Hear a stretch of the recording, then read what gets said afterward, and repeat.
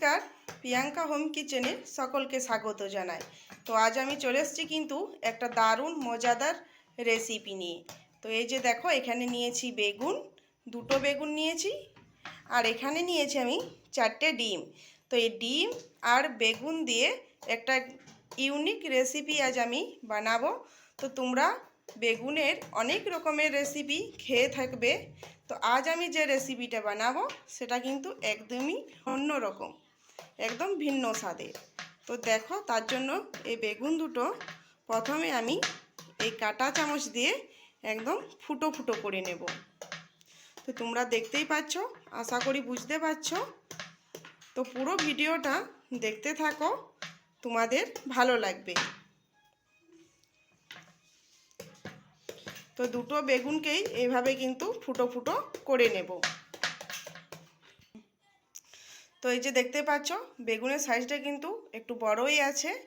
তো বেগুনটাকে এইভাবে এবারে একটু তেল মাখিয়ে নেব, সর্ষের তেল এখানে আমি নিয়েছি। তো তোমরা এখানে সাদা তেলও ইউজ করতে পারো।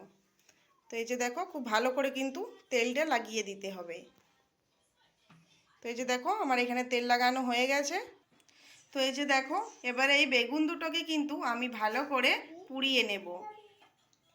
তো এই দুটো বেগুনকেই একটু সময় নিয়ে কিন্তু পোড়াতে হবে, ভালো করে কিন্তু পোড়াতে হবে, যাতে একদমই বেগুনটা নরম হয়ে যায়।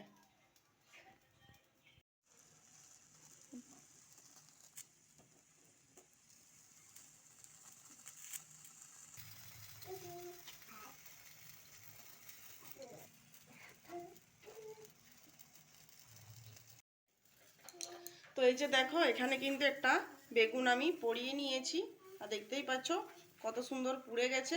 তো এবার এটা নামিয়ে নেব। তো এই যে দেখো, এটা আমি পুড়িয়ে এখানে নামিয়ে নিয়েছি।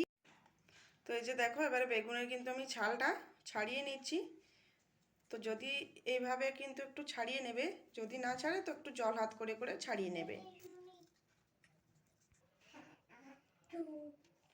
তো এই যে দেখো, দুটো বেগুনেরই কিন্তু ছালটা আমি খুব ভালো করে ছাড়িয়ে নিয়েছি। তো এই যে দেখো, এখানে আমি একটা তাওয়া নিয়ে নিয়েছি। তো তাওয়াটা খুব ভালো করে কিন্তু আমি তেলটা আগে লাগিয়ে দিয়েছি চারদিকে। তো এবারে এখানে একটা ডিম ফাটিয়ে আমি দিয়ে দিলাম। তো গ্যাসটা কিন্তু এখানে বন্ধ আছে, গ্যাসটা এখনো আমি জ্বালাইনি। তো এইভাবে চামচে করে একটু ডিমটা ফাটিয়ে নিতে হবে। তো এখানে আর একটা ডিম আমি ফাটিয়ে দিয়ে দেব।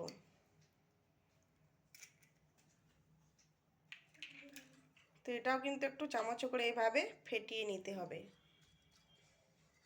তো কাজটা একটু সাবধানের সাথে করবে, নাহলে কিন্তু পড়ে যেতে পারে। তো এবারে এতে স্বাদ অনুযায়ী নুন দিয়ে দেব।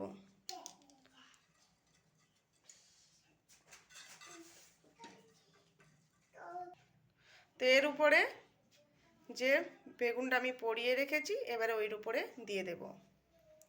তারপরে এই যে দেখতে পাচ্ছ, চামচের সাহায্যে কিন্তু বেগুনটা এভাবে একটু ফেলে দিতে হবে, মানে চারদিকে একটু কেটে কেটে ডিমটার উপরে ছড়িয়ে দিতে হবে। তো খুবই আলতো হাতে করতে হবে।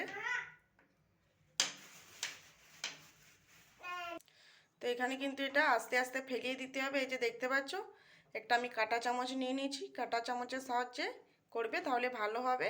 এবারে কিন্তু আমি গ্যাসটা জ্বালিয়ে দিয়েছি। তো চলো, এবারে এটা হতে থাক। আঁচটা কিন্তু আমার মিডিয়াম করা আছে।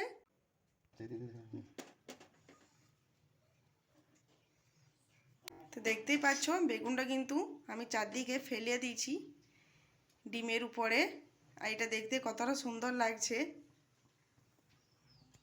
আর এটা খেতে কিন্তু খুবই টেস্টি হয়, দেখতেই পাচ্ছ। তো এবারে এটার উপরে আমি দিয়ে দেবো অল্প গোলমরিচের গুঁড়ো। এবারে দিয়ে দেবো অল্প লঙ্কা গুঁড়ো। এটা কিন্তু আঁচটা মিডিয়ামে রেখে একটু সময় নিয়ে ভালো করে ভেজে নিতে হবে একটা পিঠ। তারপরে কিন্তু এটা উল্টানো যাবে না। পুরোপুরি এটা উপর দিকটা রান্না হয়ে গেলে তারপরেই কিন্তু এটা উল্টোতে হবে। এবারে দিয়ে দিচ্ছি অল্প গরম মশলা গুঁড়ো। তো তাওয়াটার উপরে একটা প্লেট রেখে দিয়েছি, এই যে দেখতেই পাচ্ছ। এবারে প্লেটের উপরে কিন্তু তাওয়াটা উল্টিয়ে নেব এভাবে। এই যে দেখো, দেখতেই পাচ্ছ একটা পিঠ খুব সুন্দর ভাজা হয়ে গেছে। তো এই যে দেখো প্লেটের উপরে রয়েছে অপর পিঠটা। এবারে তাওয়াটা এইভাবে উল্টিয়ে এইভাবে তাকে পাল্টিয়ে দেব।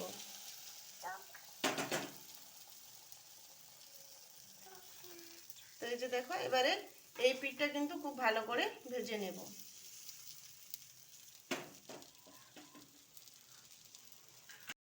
তো এটা আমার ভাজা হয়ে গেছে এপিঠ ওপিঠ। এবারে এটা নামিয়ে নেব। তো এই যে দেখতেই পাচ্ছ খুব সুন্দর এটা ভাজা হয়ে গেছে। তো এই যে দেখো এখানে কিন্তু ডিমটা আমার ভাজা হয়ে গেছে।